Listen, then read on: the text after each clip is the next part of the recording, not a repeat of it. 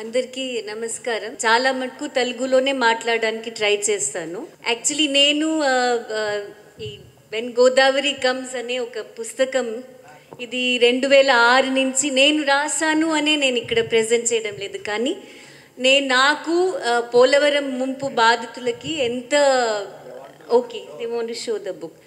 ఇది వచ్చింది 2014లో వచ్చిందండి ఈ బుక్. దీనికి తెలుగు అనువాదం అశోక్ టంక్సాల్ గారు చాలా మంచిగా చేశారు. దీనికి when Godavari comes people's history of a river అనే నేను పేరు పెట్టాను. దానికి ఒక కారణం ఉంది, అది చెప్తాను. అది తెలుగులో గోదావరి వచ్చినప్పుడు ప్రజలు చెప్పిన నదీ చరిత్ర అనే వచ్చింది. అది తెలుగులో అది ఎందుకు వచ్చిందనే అది అర్థం చేసుకుంటే నాకు నేను 2006 నుంచి 2013 వరకు కన్సిస్టెంట్లీ కంటిన్యూస్లీ ట్రావెల్ చేస్తూ అన్ని సబ్మర్జన్ జోన్ విలేజెస్కి వెళ్ళి అందరినీ కలిసి దగ్గరగా 300 ఏమో ఇంటర్వ్యూస్ ఉన్నాయి ఈ బుక్లో అని ఎవరో చెప్పారు. నేను కౌంట్ చేయలేదు, కానీ అప్పుడు నాకు ఇది లేదు. కానీ అన్నీ చూసాను నేను. అప్పుడు ప్రజలు వచ్చి ఆ డ్యామ్ గురించి కోట్లాడడం, ప్రొటెస్ట్ చేయడం అన్నీ నేను కవర్ చేశాను, డాక్యుమెంట్ చేశాను జర్నలిస్ట్గా. సో నాకు ఈ డ్యామ్ వల్ల వాళ్ళకి వచ్చిన బాధ ఏంటనే నాకు సన్నిహితంగా తెలుసు. చాలా అందరితో నేను కలిసి మెలిసి ఇది చేసిన బుక్ ఇది. సో నాకు ప్రజలకి ఈ పోలవరం వల్ల వచ్చిన బాధలు ఏంటి అనే నాకు అర్థమవుతుంది. సో నేను ఎప్పుడు కూడా ఈ డ్యామ్ వల్ల చాలా మంచిది జరుగుతుంది అని ఎప్పుడు అనుకోలేదు. సో దాంట్లో ఎవరైనా డ్యామ్ అంటే మంచిది, ప్రోగ్రెస్ ఉంటుంది అనే చెప్తే నేను అది నమ్మను. ఎందుకంటే నేను ఇప్పుడు ఉండేది హిమాచల్ ప్రదేశ్లో ఏమవుతుంది, ప్రతి 20-25 కిలోమీటర్కి ఒక డ్యామ్ కట్టేసి పార్బతి నది, మళ్ళీ బ్యాస్, సత్లుజ్ అన్ని నదుల్ని ఏదో కట్టేసి ఒకవైపు నదుల మీద చిన్న డ్యామ్లు, ఇంకోవైపు 4 లేన్ అనేసి నేషనల్ ఎక్స్ప్రెస్ హైవే అని కట్టేసి ఉన్న కొండల్ని ఇలా 90 డిగ్రీస్గా కట్ చేస్తూ అక్కడ ఉన్న ప్రజల బాధలు కూడా ఇప్పుడు నేను చూస్తున్నాను. అక్కడ ఉండి కూడా అందుకే నేను ఇది స్టార్ట్ చేది నేను కొన్ని మాటలు చెప్పాలనుకున్నాను. నేను ఈ ప్యాంఫ్లెట్ చదివి వినిపించారు. నేను తెలుగు మాట్లాడతాను కానీ చదవడం రాదు, కానీ తెలుగు అర్థమవుతుంది, మాట్లాడతాను. సో నేను కొన్ని చెప్పాలి, నేను కొన్ని వివరంగా చెప్తాను. ముందు ఒకటి వైట్ పేపర్ మీద కొన్ని నాకు ప్రశ్నలు ఉన్నాయి, అది నేను అర్థం చేసుకోవాలి. దానికి ముందు నేను 2 మాటలు చెప్పి మీకు కొన్ని ఫోటోగ్రాఫ్స్ చూపించాలి అని నాకు ఉంది. ఎందుకంటే నేను మాట్లాడేటప్పుడల్లా ఎవరి గురించి నేను మాట్లాడుతున్నాను, వాళ్ళకి ఇతిహాసం ఉంది, వాళ్ళకి ఒక ముఖం ఉంది, వాళ్ళకి ఒక పేర్లు ఉన్నాయి. అది నాకు ముఖ్యం. ఎందుకంటే గవర్నమెంట్స్కి ఎవరి ఇతిహాసం ముఖ్యం కాదు, గవర్నమెంట్కి వాళ్ళదే చేస్తూ ఉంటున్నారు. చూడాలంటే మనము పోయిన గవర్నమెంట్ చూసాము. చంద్రబాబు నాయుడు గారు ఉన్నటప్పుడు నేను జర్నలిస్ట్గా ఉన్నాను, సీఎంగా ఉండేటప్పుడు నేను హైదరాబాద్లో. అది ఎలాంటి సీఎం అంటే, ఒకసారి అందరికీ గుర్తుందో లేదో, గోట్స్ని మేక అంటారు కదా, మేకల్ని బ్యాన్ చేసిన ఒక సీఎం అతను. అది ఎవరికి గుర్తుందో లేదో. అంటే మేకలే రెస్పాన్సిబుల్ గ్రాస్ ల్యాండ్ని స్పాయిల్ చేయడానికి. నేను అప్పుడు కవర్ చేశాను అది. సో అలాంటి మనకి చీఫ్ మినిస్టర్స్ ఉన్నారు, అలాంటి వాళ్ళు మనకి ప్రధానమంత్రిగా ఉన్నారు. వాళ్ళకి ఇకాలజీ అంటే అవగాహన లేదు, ఇకాలజీ అంటే పట్టింపు లేదు. అలాంటి డ్యామేజింగ్ ప్రాజెక్ట్స్ ఏం చేస్తున్నాయి ప్రజల జీవితాన్ని, అది నేను రోజు చూస్తున్నాను. నేను ఉండే చోట షిమ్లాలో కూడా లాస్ట్ ఇయర్ ఆగస్ట్లో ఒక పెద్ద ల్యాండ్ స్లైడ్ అయింది. అక్కడ చనిపోయిన వ్యక్తుల్ని వెళ్ళి సర్చ్ చేసి తీసుకురావడం నేను కూడా వెళ్ళాను, అది చూశాను, కళ్ళాలా చూశాను. ఎంత డిస్ట్రక్షన్ మనం ఇకాలజీకి చేస్తున్నామో చూస్తూనే ఉన్నాను నేను. దాని మీద నేను వెళ్ళడం లేదు ఎక్కువగా. కానీ వీళ్ళందరూ ప్రజలు, వీళ్ళ ముఖాలు మేము చూడాలి. సో నేను ముందు అది అన్ని చూపించేస్తాను, తర్వాత నేను ఒక వైట్ పేపర్ మీద కొన్ని మాటలు చెప్తాను. దానికి ముందు ఒకటి నేను చెప్పాలి. అది నేను తెలుగులో చెప్తున్నా, ఇక్కడ ట్రై చేస్తున్నాను. ప్లీజ్ అర్థం చేసుకోండి ఒక్కొక్క వేళ నాకు మిస్ అయిపోతే, ఎందుకంటే తెలుగు మాట్లాడి చాలా రోజులైంది నాకు. సో ఒక్క విధంగా చెప్పాలంటే వాళ్ళు షిమ్లా నుంచి వచ్చారన్నారు. ఒక్క విధంగా చెప్పాలంటే నేను చాలా దూరం వెళ్ళిపోయాను, కానీ దూరం లేను. ఎందుకంటే నేను చెప్తాను అదేంటి అనేసి. చాలా దూరం ఉన్నాను, కానీ ఎంత దూరం అనే ఇప్పుడు నాకు అర్థమవుతుంది. అంత దూరం కాదేమో అని అనిపిస్తుంది. ఎందుకు చెప్తాను ఈ మాట? అప్పుడు కరోనా టైం, నేను ఉండేది ఒక చిన్న అందమైన గ్రామం హిమాచల్ ప్రదేశ్లో, హ్యూన్ అనే దానికి పేరు. అక్కడ నా పక్కన ఉన్న ఆమె మంజు అనే పేరు. వాళ్ళకి వాళ్ళ నాన్నగారికి ఇది అదే ఎక్స్ప్రెస్ వే కోసం ఒక టనల్ కట్టాలి అనేసి ఆ టనల్లో వాళ్ళ నాన్నగారు పొలాలు పోయాయి. సో నష్టపరిహారం అప్పుడే వచ్చింది. సో నేను అనుకున్నా, నేను ఎక్కడో వెళ్ళి కొండల్లో ఉంటున్నాను, ఇవన్నీ చూసి నేను బాధపడి ఇక్కడ ఉండవద్దు, ఎక్కడైనా ఒక మంచి గ్రామం మన కంట్రీలో ఉంటుంది ఏమో అనుకున్నా నేను. కానీ అక్కడ కూడా ఇదే పరిస్థితి, నష్టపరిహారం వచ్చింది. అది నాకు ఏం గుర్తు చేసిందంటే, పోలవరం నేను జర్నలిస్ట్గా ఉండేటప్పుడు ట్రావెల్ చేసినప్పుడు ఒక మాట అందరూ అనేవారు, మీరు ప్యాకేజీ తీసుకున్నారా అండి? వాళ్ళు ప్యాకేజీ తీసుకున్నారు. అక్కడ హిమాచల్లో నష్టపరిహారం వచ్చింది. అంటే ఇది మాటలు సేమ్ ఆల్మోస్ట్. ఏమవుతుందంటే మన ప్రస్తుత ఉన్న ఒక పొలిటికల్ సిస్టమ్ ఎలా ఉంది అంటే, అందరూ నష్టపోతున్నారు, నష్టపరిహారం వస్తున్నాయి, కానీ దానికి బదులు వాళ్ళు ఏం లాస్ అయిపోతున్నారు? మంజు వాళ్ళ నాన్నని చూడాలంటే ఘాస్ని అంటారు. ఘాస్ని అంటే ఫాడర్ ల్యాండ్, అంటే మేకలకి పశువులకి మేయడానికి ఫాడర్ ల్యాండ్. అదంతా చాలామంది హిమాచల్ ప్రదేశ్లో అది ష్రింక్ అవుతూనే వస్తున్నాయి. ఎందుకంటే ఈ ప్రాజెక్ట్ ఆ ప్రాజెక్ట్ అనేసి నష్టపరిహారం తీసేసుకుంటున్నారు. అక్కడైతే కోటి మాట్లాడతారు, అంటే 1 crore 2 crores నష్టపరిహారం. ఇక్కడ పోలవరం చూస్తే అంత అసలే లేదు, యూనో. సో కానీ ఏంటి నేను అంటున్నానంటే, నేను ఇంత దూరం ఉన్నా కూడా నేను చాలా దగ్గర ఉన్నాను. అక్కడ ప్రజలు ఇక్కడ ప్రజలు వాళ్ళ పరిస్థితి ఆల్మోస్ట్ సిమిలర్. ఎలాంటి ప్రజలు వాళ్ళు, అది ఇంపార్టెంట్. అంటే ఎలాంటి రైతుకి ల్యాండ్ పోతుంది? చిన్న రైతుకి. ఎప్పుడు చూసినా చిన్న రైతుకే లాస్ ఎక్కువ, పెద్ద రైతులకి అంత లాస్ అనిపించదు. ఇక్కడ కూడా అదే పరిస్థితి.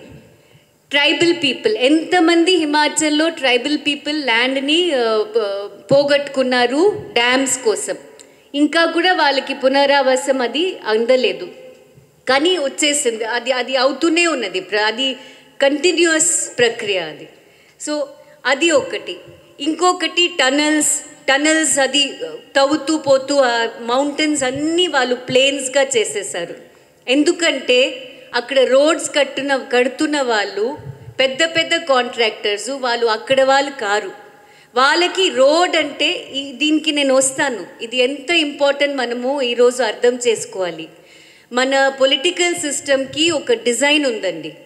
ఆ డిజైను ఐదర్ వర్టికల్, అంటే ఇలా వెళ్తుంది.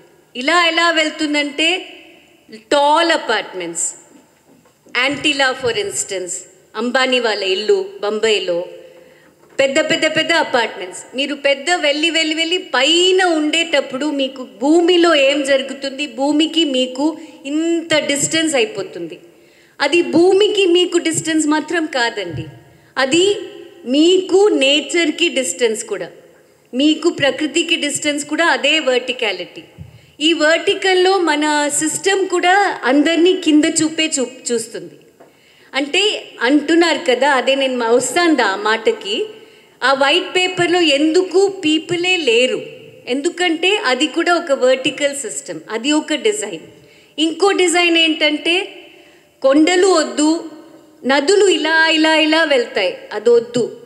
నదుల్ని కూడా మీరు స్ట్రేట్గా చేసి ఇలాగే వెళ్ళాలి, నేను చెప్పే దారిలో నువ్వు వెళ్ళాలి, అది ఒక ఐడియా.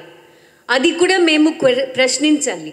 ఎందుకంటే ఇప్పుడు పునరావాసం గురించి మాట్లాడాలి, కానీ ఈ పునరావాసం దేని మీద ఆధారపడి ఉంది? ఆ లాంగ్వేజ్ దేని మీద ఆధారపడి ఉంది? డబ్బు. ఆ డబ్బు ఇచ్చేస్తే అన్నీ అయిపోతాయండి? డబ్బులు వస్తే అన్నీ అయిపోతాయా?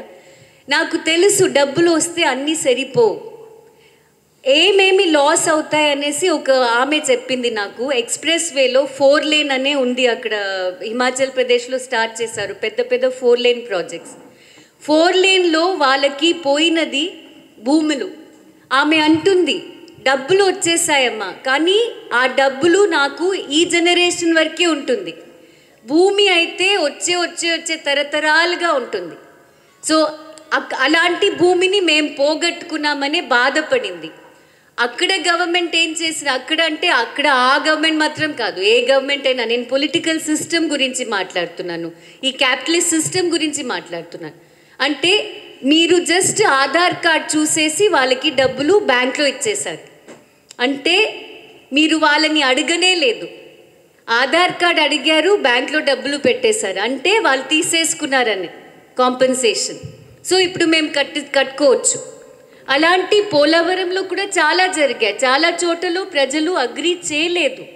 గ్రామ సభలో చాలామంది వద్దు అన్నారు. అప్పుడు కూడా ఆ గ్రామ సభని పట్టించుకోలేదు ఉన్న గవర్నమెంట్స్ అప్పుడు. సో నేనేమంటున్నాను, ఇలాంటి డిజైన్ని మేము ప్రశ్నించాలి. ఆ డిజైన్లో ప్రజలు ఉండరు అంతే. మనం ఎంత ఎక్స్పెక్ట్ చేసినా కూడా కాంపెన్సేషన్ వాల్యూ అంటే వాల్యూ ఎవరు వేస్తారండి కాంపెన్సేషన్కి? వాళ్ళకి జీవితాలంటే ఏంటి తెలుసు, వాళ్ళకి హిస్టరీ అంటే ఏంటి అని. ఇక్కడ ఉన్న ఆదివాసులకి అది హిస్టరీ.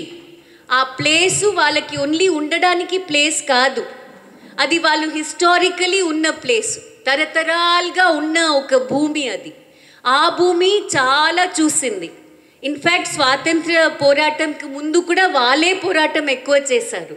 భూముల కోసం, ఫారెస్ట్ ల్యాండ్ కోసం, తన భూమిని స్వాతంత్రంగా ఉంచాలనే బ్రిటిషర్స్తో పోరాడారు. తర్వాత ఇండిపెండెంట్ ఇండియాతో కూడా పోరాడారు. సో ఆదివాసీ హిస్టరీకి ఏమవుతుంది? అది కూడా మేము పర్హాప్స్ ఇలాంటి ఒక డిమాండ్ వేసేటప్పుడు ఆదివాసీ హిస్టరీస్కి మనం ఏం విలువ ఇస్తున్నాము అసలు, అది కూడా చూడాల్సి ఉంది. ఎందుకంటే కాంపెన్సేషన్ ఆ హిస్టరీకి ఉండదు. ఆ హిస్టరీ పోయిందంటే పోయింది. ఇప్పుడు ఇంత చేసేసి అయోధ్యలో టెంపుల్ కట్టారండి. ఏం చెప్పారు? రాముడు ఇక్కడ పుట్టారు. ఒక ఆదివాసిని మీరు అడిగితే, ఒక కొండరెడ్డి కానీ కోయలు కానీ అడిగితే వాళ్ళకి ఒక చెట్టు కూడా అలాగే ఒక దేవుడు, లేకపోతే ఒక దేవత ఉండొచ్చు, దేవుడు ఉండొచ్చు. కానీ ఆ చెట్టుకి ఎందుకండి ఇంత విలువ లేదు? రామ్కి ఒక పర్సన్హుడ్ ఉంది. పర్సన్హుడ్ అంటే ఒక అస్తిత్వం ఉంది లీగల్ భాషలో. ఆదివాసులకి వాళ్ళ దేవుళ్ళకి అస్తిత్వం ఎక్కడ అండి? ఎందుకు ఉండకూడదు? వాళ్ళ చెట్టు ఎందుకు మనకి ఇంపార్టెంట్ కాదు? ఇది కూడా అర్థం చేసుకోవాల్సింది మనం.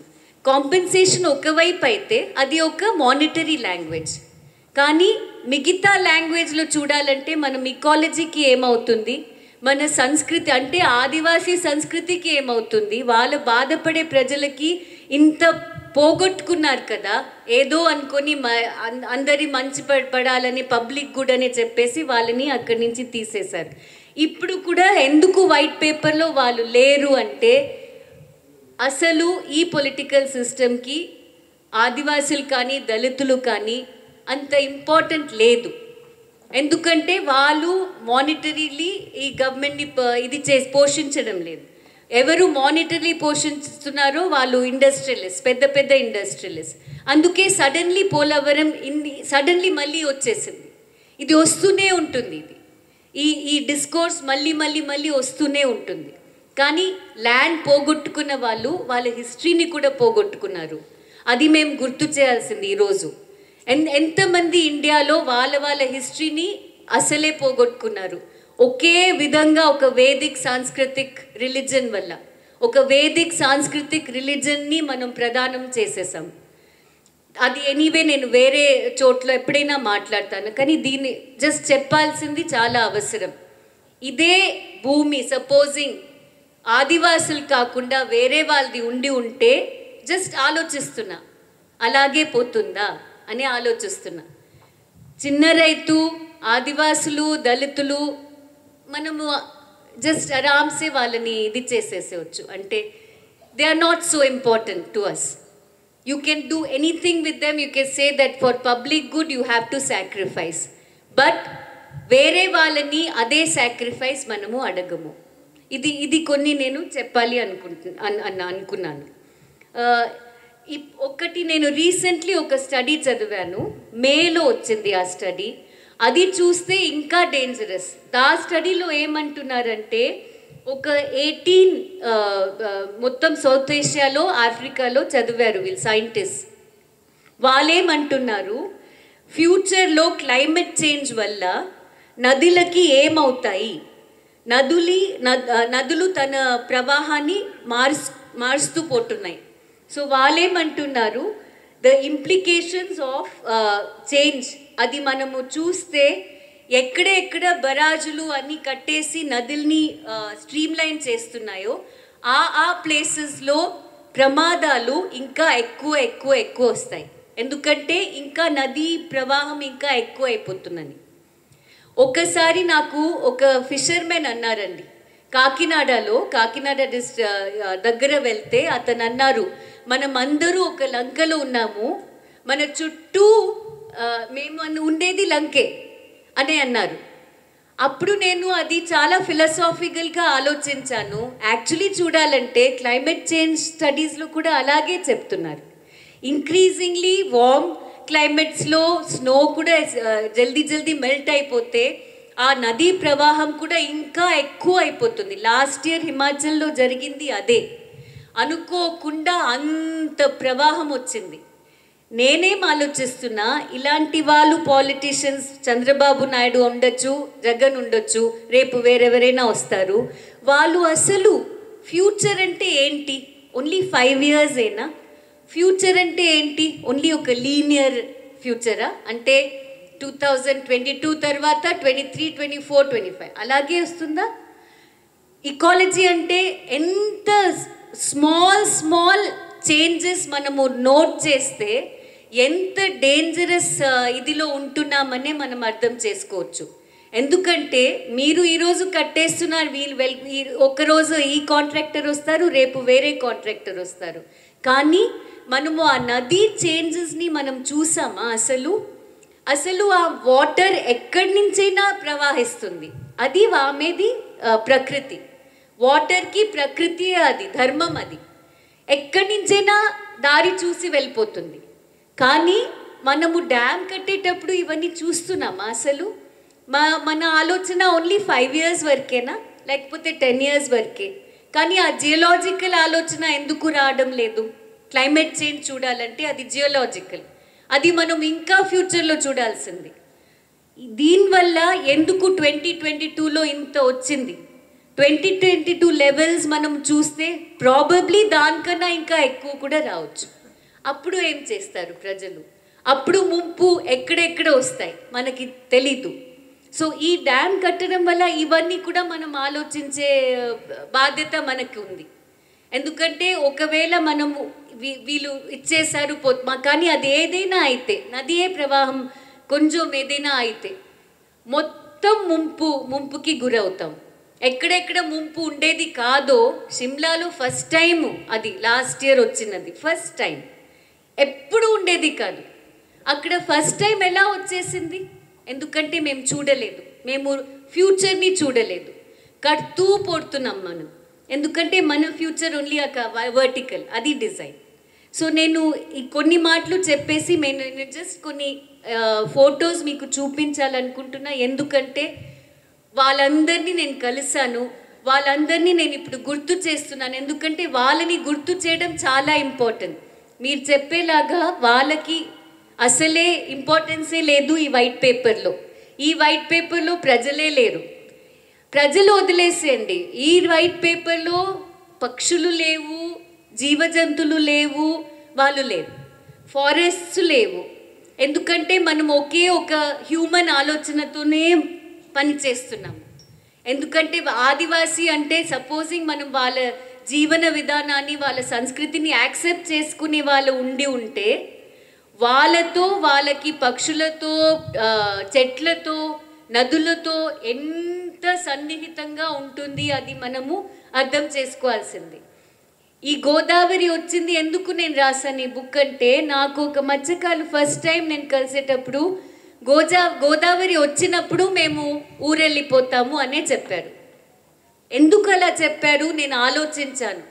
గోదావరి వరద కాదు వాళ్ళు చెప్పేది, వాళ్ళు వచ్చింది, పెద్ద గోదావరి వచ్చింది, అది మీకు అందరికీ తెలుసు. వచ్చింది అనే ఒక చాలా మంచి ఒక ఆలోచన, ఎందుకంటే నది వస్తుంది, అది దానికి ప్రకృతి. అదే మనము స్టేట్ లాంగ్వేజ్లో చూడాలంటే అది డిజాస్టర్ అయిపోతుంది. వర్షం వస్తే డిజాస్టర్, ఫ్లడ్ వస్తే డిజాస్టర్, అన్ని డిజాస్టర్ ఎక్కడి నుంచి వస్తాయి? మనము అన్నెసెసరీ దానిలో వేలు పెట్టి ఇంటర్వ్యూన్ చేస్తేనే డిజాస్టర్ వస్తుంది. దానికి ముందు డిజాస్టర్ ఉండేది కాదు. యూనో అది డిజాస్టర్ కాదు, అది ప్రకృతి, అది ధర్మం.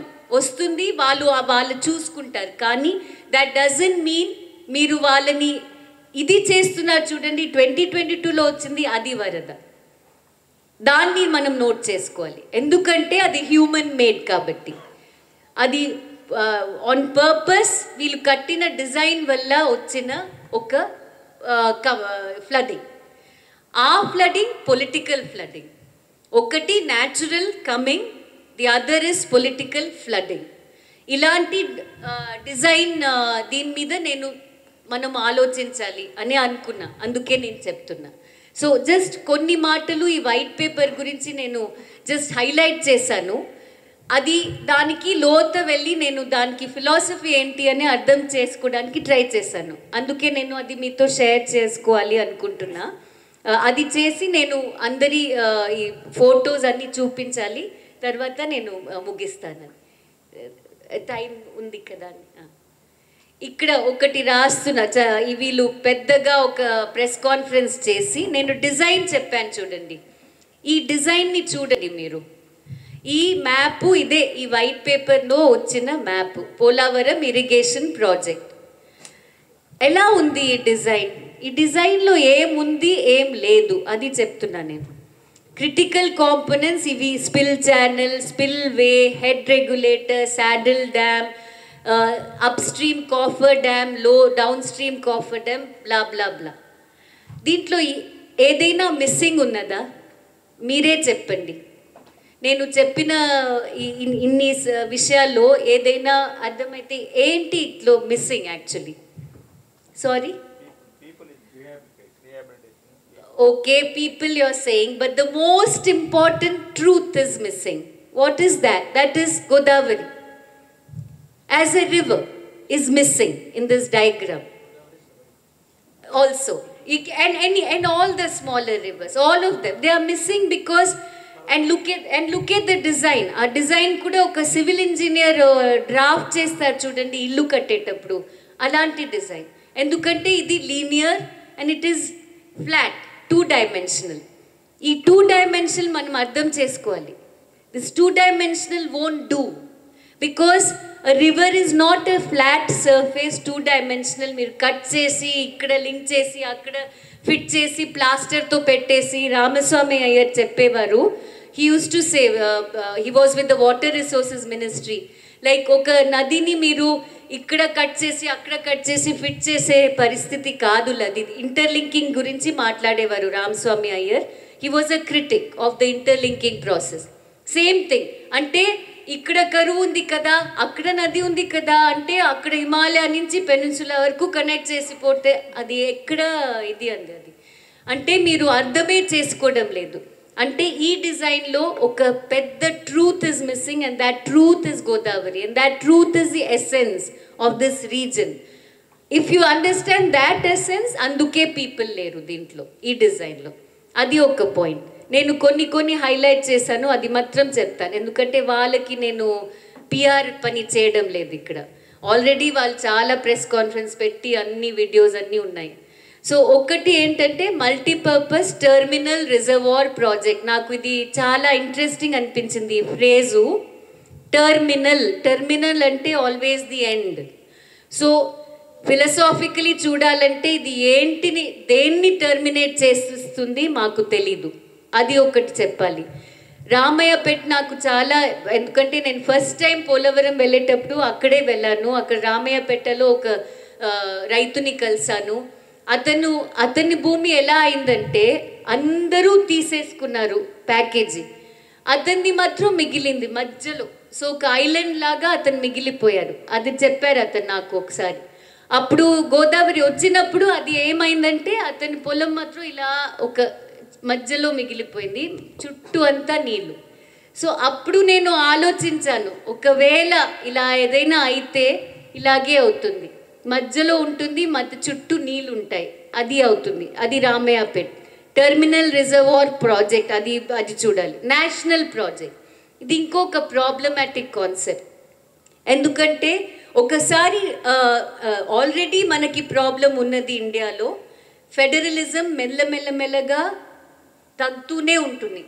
So extreme centralisation of power ఎప్పుడు కూడా ఒక ప్రాబ్లమాటిక్గానే మిగిలిపోతుంది. ఎందుకంటే ఎవరు హెమ్లో ఉంటారో మనం చెప్పలేము.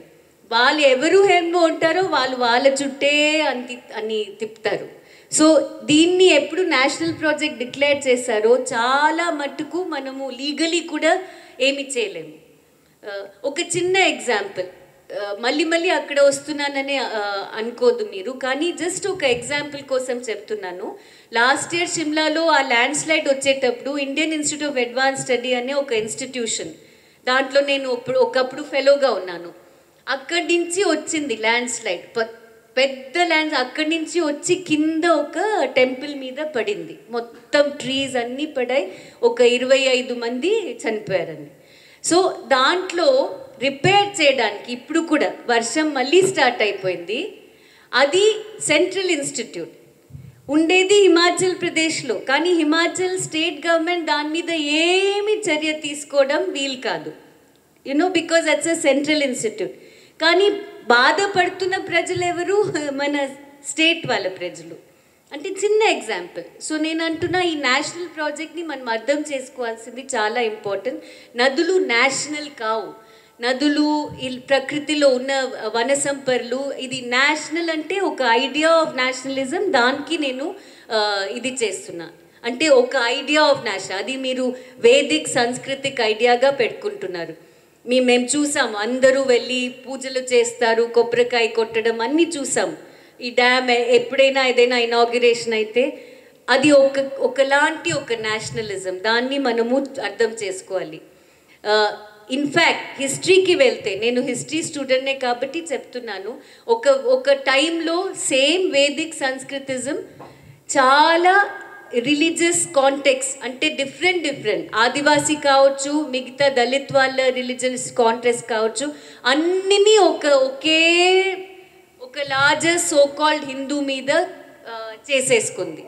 చాలామందిని లోకల్ దేవతల్ని అందరికీ ఒక సెంట్రల్ పేరు పెట్టేశారు. చూడాలంటే ఈరోజు పొలిటికల్ సిస్టమ్, ఎకనామిక్ సిస్టమ్ కూడా అలాగే ఒక సెంట్రలైజ్ సిస్టమ్. వేదిక్ సంస్కృతిజం కూడా ఒక కమర్షియల్ సిస్టమ్గానే ఉండేది. అది అర్థం చేసుకోవాలి మనము. ల్యాండ్ అక్విజిషన్ అంతా అప్పుడు కూడా స్టార్ట్ అయింది. మీకు అందరికీ వామన అవతార స్టోరీ తెలుసు. వామన వచ్చి ఒక చిన్న బ్రాహ్మణుడు, చిన్న డ్వార్ఫ్ బ్రాహ్మణ్ వెళ్ళి బలి దగ్గర వెళ్ళి అడుగుతారు, ల్యాండ్ కావాలి, ఇది అంటే అన్ని ల్యాండ్ తీసేసుకుంటారు. ఇది 1 స్టెప్, ఇది 1 స్టెప్ అని, ల్యాండే మిగలదు. ఫైనలీ బలి గివ్స్ హిస్ హెడ్. సో దాన్ని ఫిలసాఫికల్గా చూడాలంటే ఎంతమంది పువర్ పీపుల్, పువర్ రైతులు, దళితులు కావచ్చు, ఆదివాసులు కావచ్చు, వాళ్ళ తలని ఇలా చేసేసారు, తీసుకోండి మా ల్యాండ్ వచ్చేసి. ల్యాండ్ ఎక్కడ? వీళ్ళ ల్యాండ్ ఉన్నాయి, వాళ్ళ ల్యాండ్ ఉన్నాయి, అన్నీ తీసేసుకోండి. సో మనము నేషనల్ ప్రాజెక్ట్ అనేటప్పుడు ఇవన్నీ చూసుకోవాల్సింది అవసరం ఉంది. మళ్ళీ చంద్రబాబు నాయుడు గారు వాళ్ళని ప్రేజ్ చేస్తున్నారు, దానిలో నేను వెళ్ళను. మళ్ళీ ఇన్ని క్రోర్ స్పెండ్ అయి చేశారు, అదన్నీ చెప్తున్నారు. That's not important for us. Again this one last diagram and then I will show you the photographs. Same thing. ఈ డయాగ్రామ్ చూడండి, ఇదే ఇది ఒక ఇంజనీరింగ్ మార్వెల్ అండి. ఇది చెప్తున్నారు, వాళ్ళు కూడా చెప్తున్నారు, ఇంజనీరింగ్ మార్వెల్. దీన్ని మీరు జియోలాజికలీ చూస్తే, జియోమార్ఫాలజీలో చూస్తే ఇది ఎంత డ్యామేజింగ్ అనే తెలిసిపోతుంది. చాలామంది వాళ్ళకి చెప్పారు, మనకి కూడా తెలుసు, ఎక్స్పర్ట్స్ చెప్పారు, వాళ్ళకి డ్యామ్ బ్రేక్ ఎనాలిసిస్ అయింది, అంతా చెప్పారు, కానీ వినలేదు. ఇప్పుడు చూడాలంటే మీరు ఈ స్పిల్వేనే చూడండి. ఇక్కడ కట్టని, ఇది యాక్చువల్లీ చాలా డేంజరస్. నేను చెప్తున్న ఈ స్టడీ ప్రకారం మనం వెళ్తే, సపోజింగ్ ఆ నదీ ప్రవాహం ఎక్కువ అయితే, మీరు just imagine the damage that it will do to so many places. ఎక్కడ ముంపు లేదో అక్కడ ముంపు అవుతూనే ఉంటుంది. అది ఇది మనం అర్థం చేసుకోవాలి. ఈ దీంట్లో కూడా ప్రజలు లేరు, ఇక్కడ విలేజెసే లేరు. ఈ డయాగ్రామ్లో చూడాలంటే ఇక్కడ అన్ని విలేజెస్ ఉండేవి, విలేజెసే లేవు ఇక్కడ ఇప్పుడు. అంటే పీపుల్ ఆర్ నాట్ ఇంపార్టెంట్. ఇది మాత్రం ఈ వైట్ పేపర్ గురించి చెప్పాలనుకున్నాను. ఇప్పుడు జస్ట్ నేను కొన్ని ఫొటోస్ చూపిస్తాను, దానికి ఏదైనా స్టోరీ ఉంటే కొన్ని మాటలో చెప్పేస్తాను, చెప్పి నేను ముగిస్తున్నానండి. ఇది మాత్రం చూపిస్తాను నేను. Thank you so much.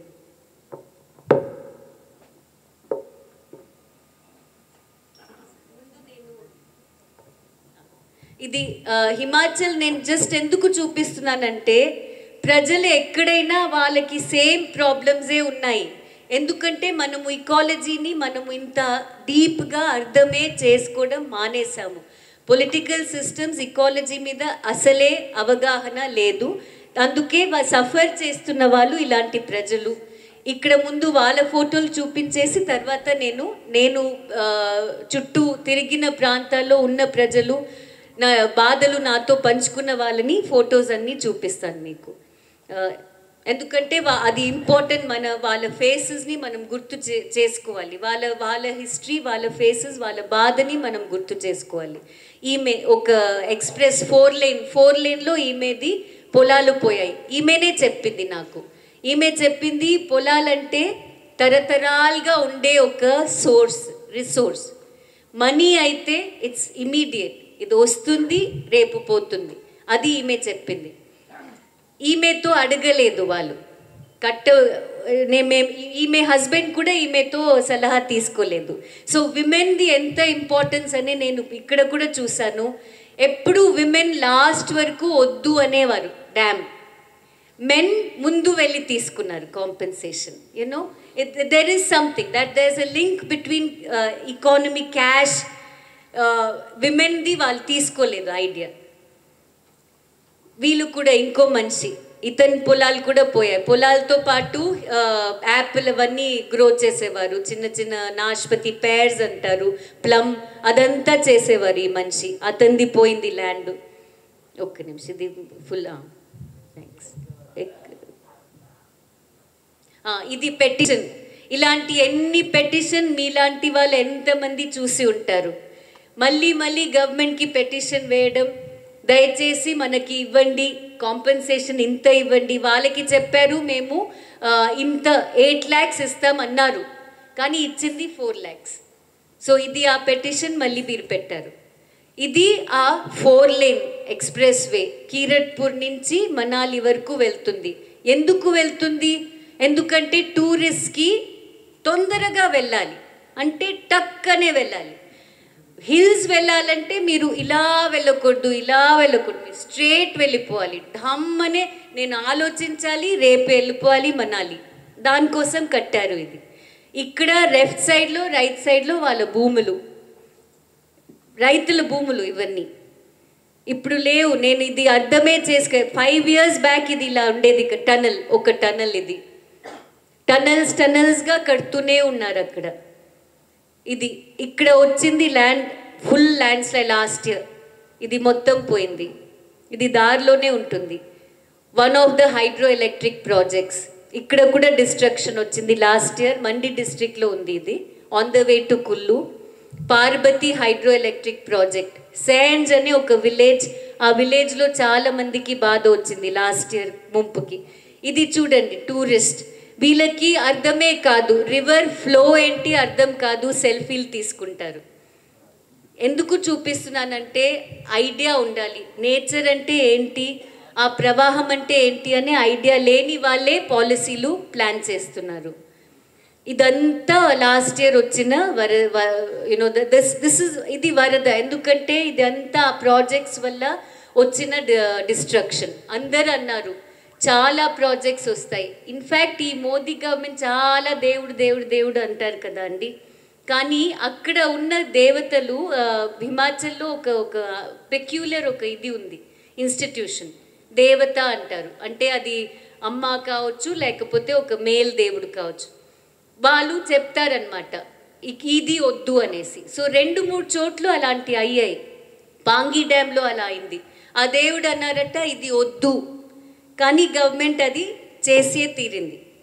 అంటే ప్రజల దేవుడు వద్దు అంటే వాళ్ళు వినిపించుకోరు కదా. అదే రాముడు అయి ఉంటే మేబీ, ఐ డోంట్ నో, వింటారేమో, తెలీదు, నాకు చెప్పలేము. సో ఇది ఇంకోటి.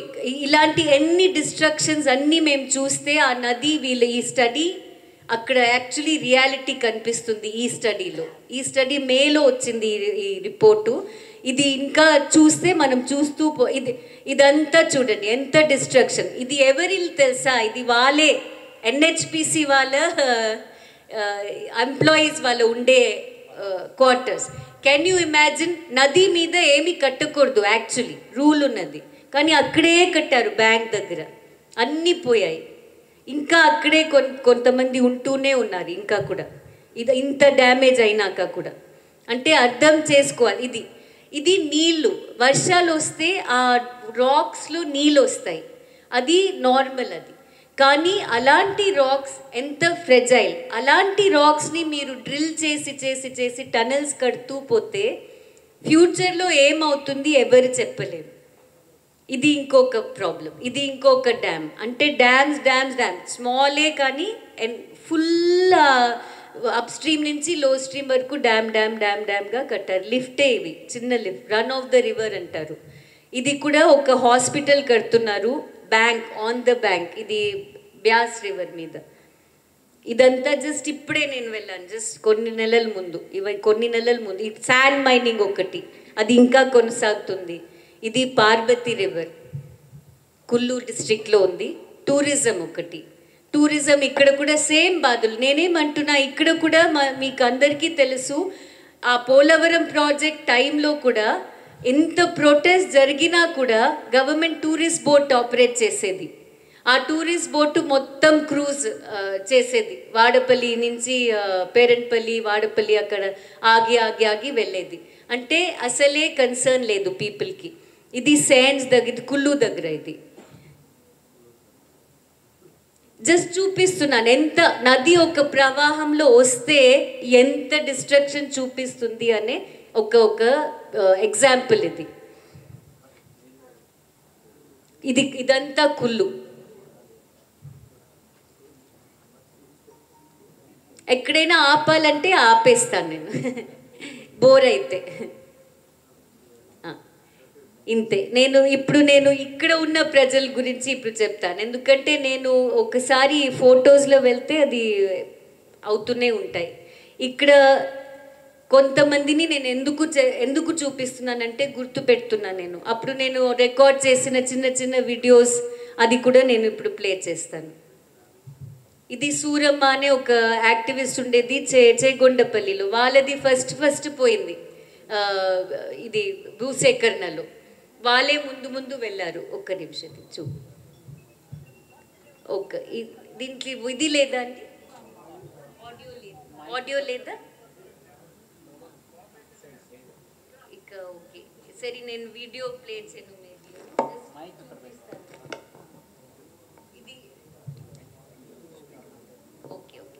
నేను జస్ట్ ఫొటోస్ మాత్రం చూపిస్తాను, వీడియోది అది స్పీకర్ లేదు. ఇది అంటే వీళ్ళందరికీ పేర్లు ఉన్నాయి, చరిత్రం ఉన్నది, అక్కడ ఉండే చరిత్రం ఉన్నది. వీళ్ళు గంగాధరం అనే దేవిపట్నంలో ఉండేవారు. వీళ్ళందరూ ఇప్పుడు లేరు.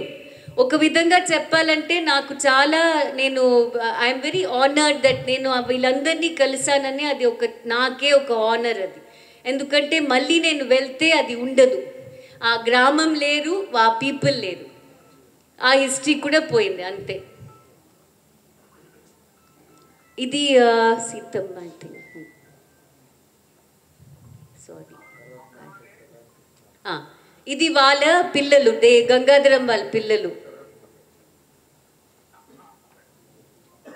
ఇక్కడ రావడం లేదు, ఈ వీడియో రావడం లేదు. వీళ్ళు కూడా, వీళ్ళు మత్స్యకారులు. ఇక్కడ వీళ్ళు మంటూరు దగ్గర ఉండేవారు. ఇది మంటూరు. ఇది సితారా మాస్టర్ అనే మీ ప్రజాశక్తికి స్ట్రింగర్గా ఉండేవారు. నాకు చాలా హెల్ప్ చేసిన ఒక మనిషి. ఎప్పుడు చూసినా చిన్న చిన్న చిన్న స్టోరీస్ రాసేవారు పోలవరం బాధితుల గురించి. ఒక్క నిమిషం, ఇది ఎందుకు ఇలా అవుతుంది?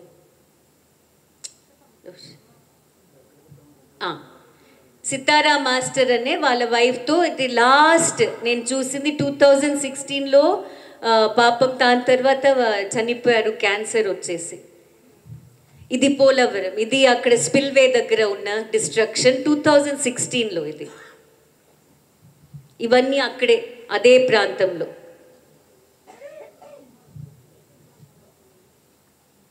అప్పుడు కొనసాగుతూనే ఉంది. అంటే వీళ్ళందరూ ఏ గవర్నమెంట్ వచ్చినా అది ఆపలేదు పని, అది భూసేకరణ చేస్తూనే వచ్చారు.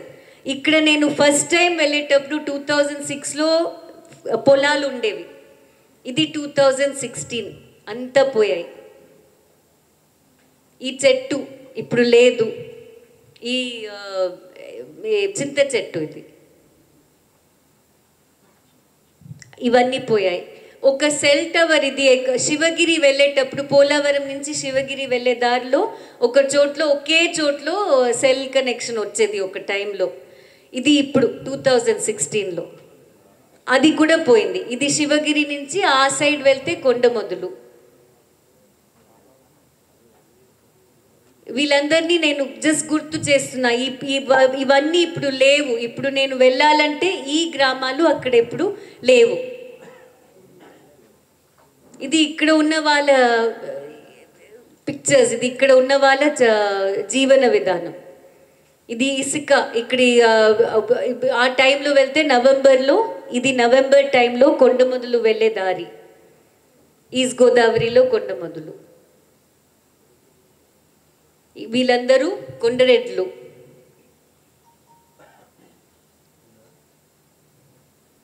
ఇది డిమానిటైజేషన్. చాలా ఇంట్రెస్టింగ్గా ఈమె పేరు కుమారి.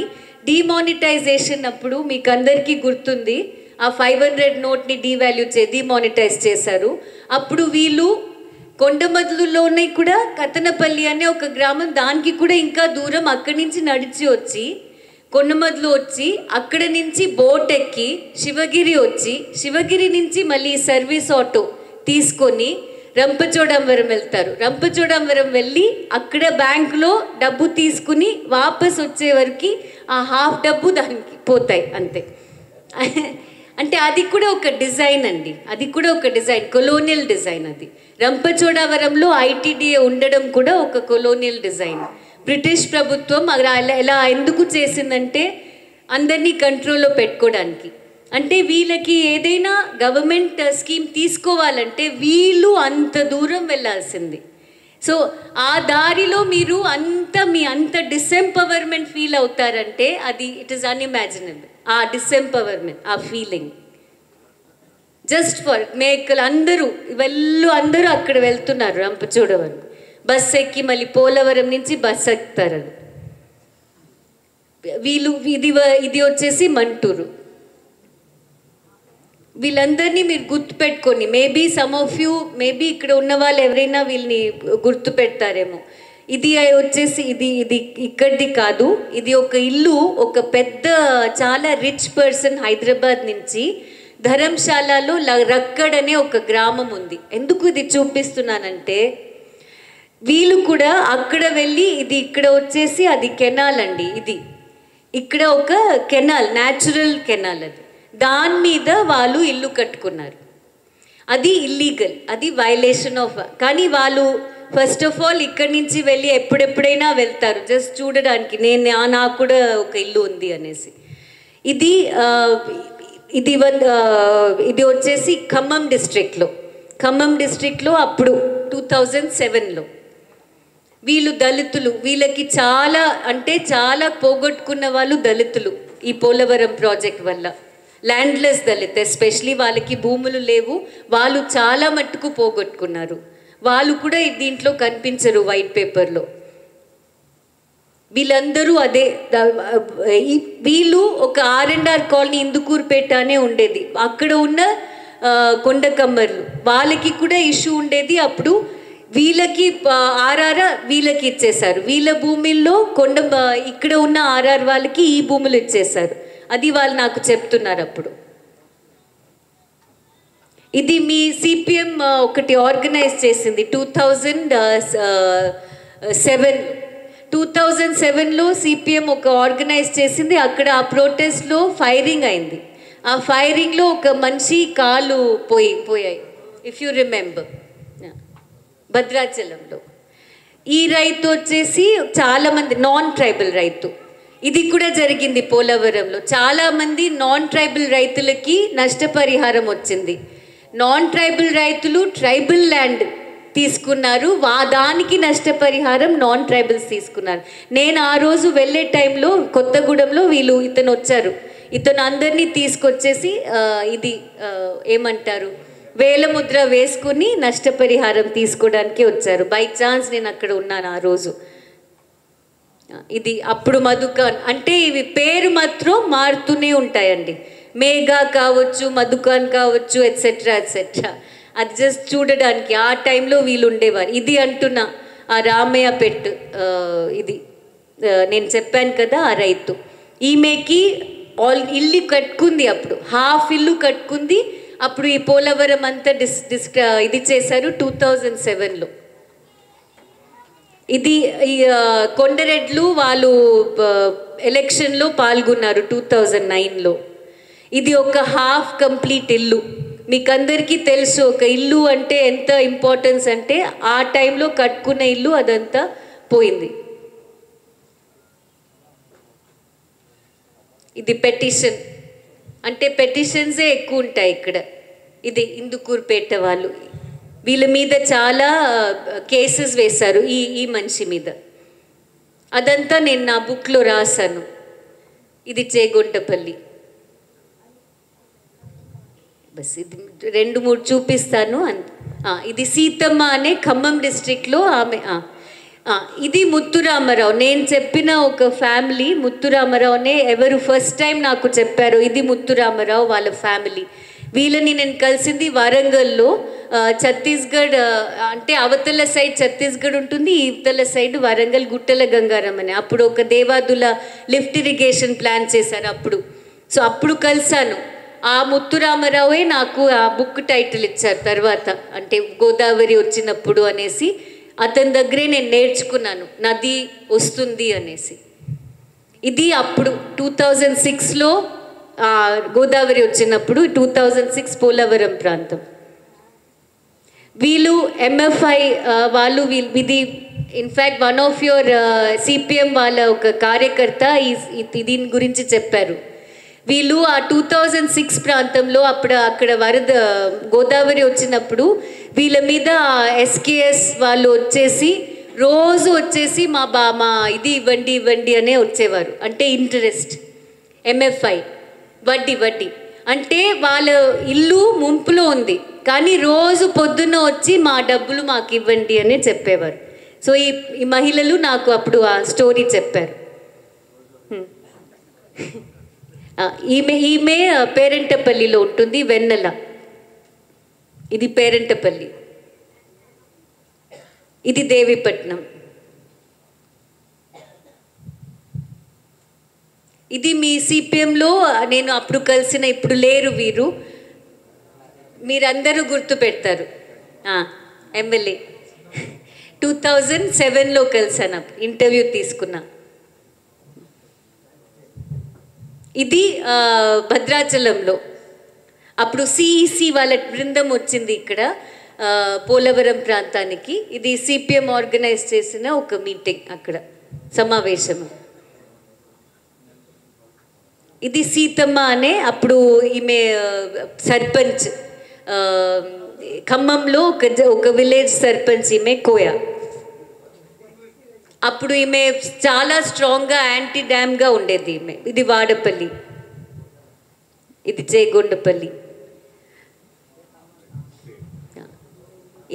ఇది ఇది నేను దీంతో జస్ట్ ఫోటోగ్రాఫ్స్ ఆపేస్తున్నాను. కొన్ని విషయాలు మాత్రం నేను చెప్పేసి నేను ముగిస్తాను. మీరు ఆల్రెడీ చాలా ఓపిక పట్టారు. నా తెలుగు కూడా అంత బాగాలేదు, అర్థమైతే చాలు.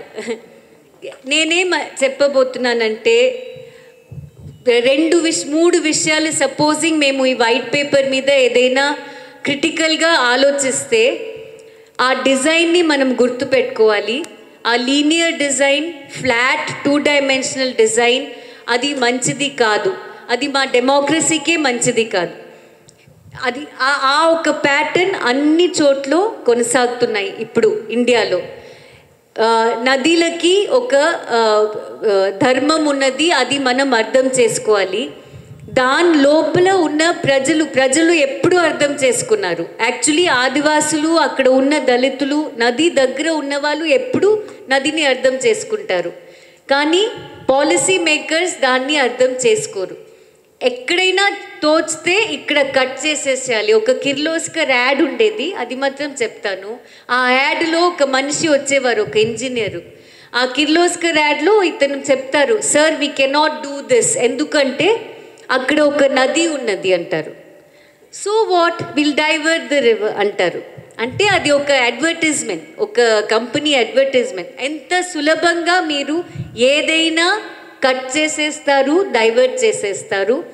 అక్కడ ఉన్న ప్రజల గురించి మీరు ఆలోచించరు. ఈ నష్టపరిహారం వస్తే నేనేమంటున్నానంటే, నష్టపరిహారంతో పాటు అక్కడ ఉన్న జీవితాల్ని మీరు ఆల్రెడీ నాశనం చేసేసారు కదా అండి. ఆల్రెడీ వాళ్ళని అక్కడి నుంచి తరిమిలేశారు. ఇప్పుడు కూడా చాలా కాంపెన్సేషన్ చాలామందికి అందుబాటులో లేదు. భూమికి భూమి అన్నారు, ఇంకా ఇవ్వలేదు. చాలా మట్టికి భూమికి భూమి ఇవ్వలేదు, అది చెప్పారు. ఆ 2013 యాక్ట్ కూడా వీళ్ళు ఇన్ఫ్యాక్ట్ ఇదే చేయలేదు, రెస్పెక్టే చేయలేదు. సో ఇది ఎక్కడ మేము వెళ్తాం? మీరు భూమికి భూమి అన్నారు, ఇవ్వలేదు. చెట్టుకి చెట్టు అన్నారు, ఇన్ఫ్యాక్ట్ టాడీ ట్రీస్ ఇస్తారన్నారు, అది ఇవ్వలేదు. అండ్ ఆల్వేస్ ఇంకొక డేంజరస్ బిల్ వచ్చింది, అదేంటంటే గ్రీన్ క్రెడిట్స్ ప్రోగ్రామ్. అంటే ఏదైనా ఇండస్ట్రియలిస్ట్, ప్రైవేట్ సెక్టర్ అయినా ఎక్కడైనా ఫారెస్ట్ డైవర్షన్ చేసుకోవాలంటే చేసుకోవచ్చు. వాళ్ళు ఏం చేయాలి? ఓన్లీ కాంపెన్సేటరీ ప్లాంటేషన్, అది ఫారెస్టేషన్ కూడా చెప్పడం లేదు, ప్లాంటేషన్ అంటున్నారు. ప్లాంటేషన్ అంటే మనం కొంచెం కేర్ఫుల్గా ఉండాలి. ఏం ప్లాంట్ చేస్తారు? ఫర్ ఇన్స్టెన్స్ ఒక దేవదార్ ట్రీ లాంటి ట్రీని మీరు కట్ చేసేసి ఒక చిన్న వేస్ట్గా ఏదో ఒక చిన్న ప్లాంట్ దేవదార్కి దానికి ఏదైనా సంబంధం ఉందా? ఒక పెద్ద చింత చెట్టుని నరికేసి దానికి కాంపెన్సేషన్గా ఏదో చిన్న మొక్క ఏదైనా చేసేసి కాంపెన్సేషన్. సో మీకు గ్రీన్ క్రెడిట్ వచ్చేస్తుంది.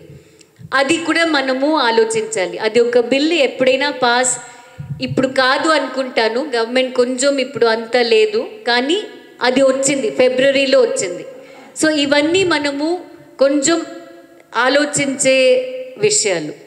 అది చెప్పి నేను ముగిస్తున్నాను. థ్యాంక్ యూ సో మచ్ అండి.